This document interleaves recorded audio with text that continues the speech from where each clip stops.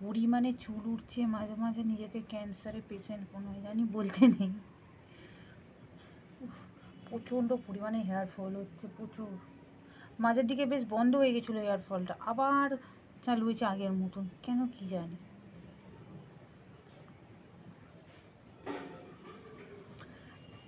আর হবে নাই বা কেন?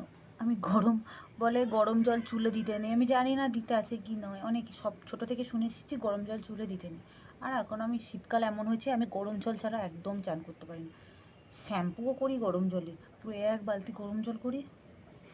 কিছু করার নেই, আমি পারি না।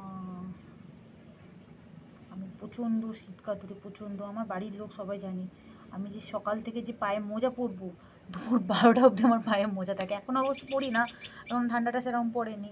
ঠান্ডাটা পড়ুক, আমি ওরকমই করি। আমাকে বাড়ির সবাই রাগায়।